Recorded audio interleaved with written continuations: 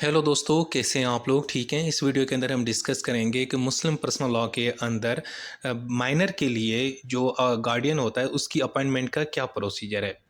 तो यार, पहली बात तो ये है कि पाकिस्तान के और इस्लामिक लीगल सिस्टम के अंदर जो माइनर्स होते हैं, जो बच्चे होते हैं, उनकी प्रोटेक्शन और उनकी वेलफेयर को बहुत अहमियत दी जाती है। इस हवाले से हमारे पास दो बुनियादी अहम कॉन्सेप्ट मौजूद हैं, एक है कस्टडी और एक है गार्डियनशिप। ये दोनों वैसे मिलते-जुलते हैं, लेकिन इन दोनों में फ़र्क होता है। इस हवाले से हमारे पास एक खुसूसी लॉ भी मौजूद है जिसका नाम है गार्डियन एंड वार्ड्स एक्ट 1890, जिसके अंदर बताया गया है कि किस तरह माइनर के लिए आप एक गार्डियन अपॉइंट कर सकते हैं, कस्टडी का मामला किस तरह देखा जाता है, बच्चे की जो प्रोटेक्शन है, उसकी जो वेलफेयर है, उसकी एजुकेशन, ये सारा कुछ उसको हमने किस तरह डील करना होता है।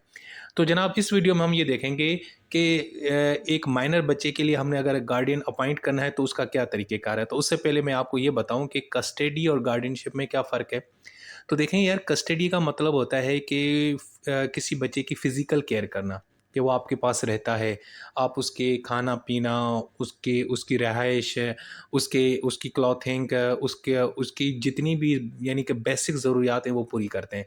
मिसाल के तौर पर आपका कोई कज़न है, वो 8 साल का है, वो अपनी अम्मी-अब्बू की जगह आपके पास आके रहता है, या वो अपने अंकल के पास रहता है, उसके माँ-बाप किसी और शहर में रहते हैं लेकिन वो किसी और शहर पढ़ने गया है वो 8-9 साल का, लेकिन पढ़ाई की वजह से वो अपने अंकल के पास रहता है। तो अब वो किसकी कस्टडी में है? अपने अंकल की कस्टडी में है, ठीक है? सो कस्टडी का मतलब ये है कि सिर्फ़ फ़िज़िकल केयर करना, सुपरविज़न करना और जो रोज़मर्रा की जो चीज़ें होती हैं वो बच्चे की पूरी करना, ठीक है जी? उसके बाद आता है गार्डियनशिप। अब गार्डियनशिप का मतलब है लीगल अथॉरिटी, यानी उस बच्चे के हवाले से या उसकी प्रॉपर्टी के हवाले से जो भी मामलात होंगे वो आप देखेंगे, यानी आपने फैसला करना है कि इसका क्या करना है।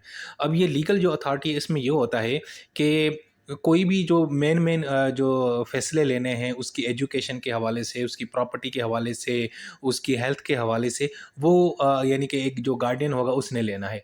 अब फिर कस्टडी वाला जो शख्स है और गार्डियन, इसमें क्या फ़र्क है? देखें, कस्टडी वाला तो सिंपल उसकी ज़रूरियात पूरी कर रहा है, वो उसके घर में रहता है, वो उसको लुक आफ्टर करता है। लेकिन उसकी उसकी एजुकेशन के फ़ैसले, उसकी तालीम के फ़ैसले, उसकी हेल्थ के फ़ैसले, उसकी प्रॉपर्टी के फ़ैसले एक दूसरा शख्स लेता है जिसका नाम है गार्डियन। अब ये भी ज़रूरी नहीं है जो बंदा गार्डियन हो उसके पास कस्टडी भी हो। मिसाल के तौर पर आपके अब्बू आपको पढ़ाई के लिए किसी और शहर भेजते हैं और उस शहर में जनाब एक आपके रिश्तेदार हैं, आप उनके पास रहते हैं, तो बाकी उनके घर पे रहते हैं, खाना-पीना, हेल्थ वगैरह वो सारा देखते हैं। लेकिन आपकी जो तालीम के जो फ़ैसले हैं वो आपके वालिद साहब कर रहे हैं, तो वालिद साहब आपके गार्डियन हैं लेकिन कस्टडी किसी और के पास है, ठीक है? इसी तरीके से एक शख्स जो आपका कस्टोडियन है, उसके पास ज़रूरी नहीं है कि उसके पास लीगल अथॉरिटी भी हो कि वो आपकी प्रॉपर्टी और आपके हवाले से कोई फ़ैसले करे। सो इन दोनों में थोड़ा-सा फ़र्क है। इस हवाले से हमारे पास ये जो कानून मौजूद है, गार्डियन एंड वार्ड्स एक्ट 1890, इसका जो सेक्शन 4 है, सब क्लॉज़ 2 है, उसके अंदर गार्डियन की डेफ़िनेशन है कि ऐसा शख्स जो किसी माइनर शख्स की प्रॉपर्टी और उसके बारे में फ़ैसला करे या उसका उसका ख़्याल रखे, ठीक है जी? यानी ये एक ऐसा इंडिविजुअल है जो कानूनी तौर पे रिस्पॉन्सिबल है, उसका ख़्याल रखेगा, उसकी ज़रूरतें पूरी करेगा, उसकी प्रॉपर्टी को मैनेज करेगा। और उसके बाद है डेफ़िनेशन ऑफ वार्ड। वार्ड की डेफ़िनेशन क्या है? ये सेक्शन 4 सब क्लॉज़ 3 में लिखा हुआ है कि एक ऐसा माइनर जिसके लिए अदालत जो है ना, उसकी ज़ात के लिए या उसकी प्रॉपर्टी के लिए एक गार्डियन को अपॉइंट करे या डिक्लेयर करे। तो ऐसा शख्स जिसके लिए ऐसा माइनर या ऐसा बच्चा छोटी उम्र का जो बालिग नहीं है, जिसके लिए अदालत कोई गार्डियन अपॉइंट करती है, हम उसको क्या बोलते हैं? वार्ड। ठीक है जी? अब इसमें टाइप्स आती हैं, 3 किस्म के टाइप्स होते हैं गार्डियंस के। सबसे पहले है नेचुरल।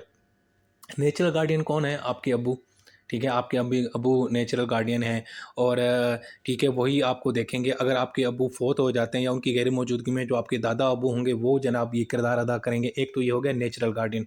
एक दूसरा होता है guardian named in a will, यानी आपके अब्बू ना विल में किसी बंदे का नाम लिख के जाते हैं कि भई मेरे जाने के बाद ये जो शख्स है ना मेरे बच्चे का गार्डियन होगा, ठीक है ना? तो ये मेरे बच्चे का ख़्याल रखेगा। उसके बाद तीसरी टाइप होती है guardian appointed by the court, यानी कि जब कोई नेचुरल या ऐसा जो विल के अंदर जो नॉमिनेट था वो नहीं है, तो उसके बाद अदालत क्या करेगी कि वो खुद से जनाब एक बंदे को अपॉइंट करेगी गार्डियन, और किस कानून के तहत? गार्डियन एंड वार्ड्स एक्ट 1890 के तहत। अब वो जो बंदा होगा ना, वो बंदा कोई भी हो सकता है, उस बच्चे का रिलेटिव भी हो सकता है, उसके अब्बू का दोस्त भी हो सकता है, या कोई भी ऐसा शख्स जो उस बच्चे की वेलफेयर को समझता हो, उसका ख्याल रख पा रहा हो, तो वो जनाब गार्डियन बन जाता है। तो जनाब अब हम देखेंगे कि कौन-सा शख्स है जो गार्डियन के लिए अप्लाई कर सकता है। मिसाल है, एक माइनर बच्चा है 10 साल का, आप यानी कि अप्लाई करना चाहते हैं कि भाई मैं इसका ना गार्डियन बन जाऊँ, इसकी प्रॉपर्टी और इसका मैं ख़्याल रखूँ। तो उसके लिए जनाब सबसे पहले एक, या तो वो बंदा माइनर बच्चे का रिलेटिव हो, कोई चाचा, मामा इस तरह का हो, या उसके वालिद साहब का क्लोज़ दोस्त हो, या वेल विशर हो, या पड़ोसी भी हो सकता है, या वो शख्स जो उस बच्चे की वेलफेयर में इंटरेस्ट हो, वो चाहता है कि यार मैं इस बच्चे का ख्याल रखूँ, इसकी एजुकेशन, इसकी तालीम, ये सारा कुछ, ठीक है? या कोई गवर्नमेंट का अफ़सर या कलेक्टर भी हो सकता है। ये वो लोग हैं जो अप्लाई कर सकते हैं। अच्छा, अब क्या ग्राउंड्स होते हैं? यानी कि किन ग्राउंड्स के ऊपर आप अपॉइंट करते हैं? यानी कि ऐसी क्या वजह होती है जब आप गार्डियनशिप के लिए अप्लाई करते हैं? भई सबसे पहले कि अगर उस बच्चे के माँ-बाप बेचारे फ़ौत हो जाएँ, तो वो यतीम हो जाता है, तो उसके लिए फिर अब उसको गार्डियन चाहिए, क्योंकि वो बच्चा छोटा है अभी, या उसके माँ-बाप अनफिट हैं, अब्यूज़िव हैं, या मेंटली जो है ना वो स्टेबल नहीं हैं, ठीक है ना? या उनके वालिद साहब नशा करते हैं, माँ जो है ना वो बीमार है, वो यानी कि उसकी केयरिंग नहीं कर सकती, ठीक है? या उसके पेरेंट्स मिसिंग हैं, या जनाब जो बच्चे की प्रॉपर्टी इतनी है उसके लिए एक प्रोटेक्शन चाहिए, या उसके जो स्टेप पेरेंट्स हैं या रिलेटिव्स हैं वो सूटेबल नहीं है, वो लालची लोग हैं, या वो अच्छे लोग नहीं हैं, या इवन के ओवरऑल जो माइनर है ना उसकी जो वेलफेयर है उसके ऊपर हमारे हमारे लिए ख़तरा यानी कि मौजूद है। तो इन ग्राउंड्स में, इन सिचुएशन के अंदर हम जनाब बच्चे के लिए एक गार्डियन अपॉइंट करते हैं।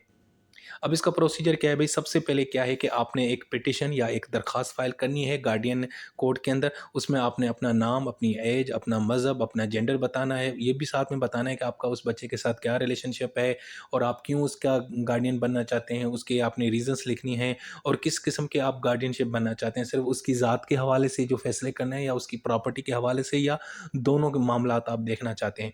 और दूसरा ये है कि जो माइनर है उसकी प्रॉपर्टी की डिटेल अगर है यानी कि अब आपके पास मौजूद, तो वो लगाएँ, और फिर उस दरख़्वास्त के ऊपर आपने साइन करना है, दस्तखत करने हैं, और बाकी जो भी अदालत की रिक्वायरमेंट है वो पूरी करके आपने ये दरख़्वास्त अदालत को देनी है।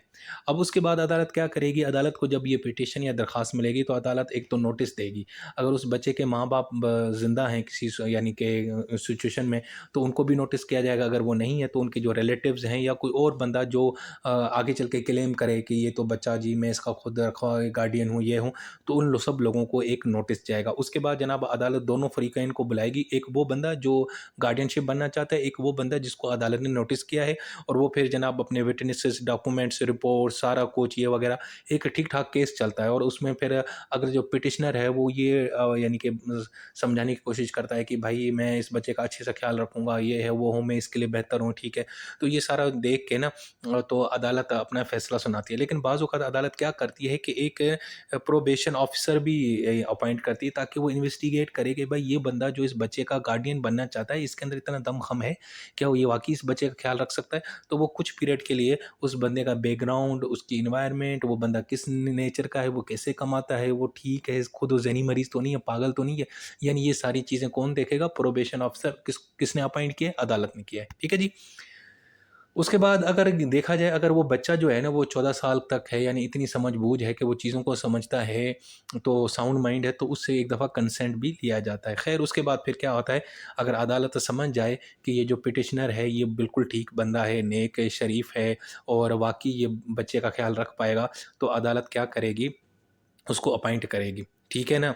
और अब वो अपॉइंटमेंट बच्चे की पर्सनैलिटी के हवाले से भी होगी, या उसकी प्रॉपर्टी के हवाले से, तो अदालत यानी कि फ़ैसला सुनाएगी, और वो बंदा फिर उस बच्चे का गार्डियन बन जाएगा।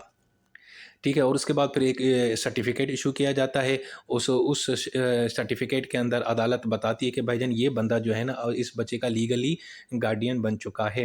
और फिर बाज़ औक़ात क्या भी होता है कि अदालत सुपरविज़न भी करती है। अदालत कहती है कि अच्छा जी, तुमने हर कुछ माह बाद मुझे रिपोर्ट्स जमा करानी है कि तुमने बच्चे का किस तरह ख़्याल रखना, और बाज़ औक़ात वो अपडेट्स भी लेती है, एक्सप्लेनेशन भी ले सकती है। और अगर उसको पता चले कि ये बंदा ठीक काम नहीं कर रहा, बच्चे के साथ बदतमीज़ी कर रहा है, हरासमेंट कर रहा है, फ़िज़िकल अब्यूज़ कर रहा है, या उसकी प्रॉपर्टी को नुकसान पहुंच रहा है, तो वो उसको रिमूव भी कर सकती है और रिप्लेस भी कर सकती है।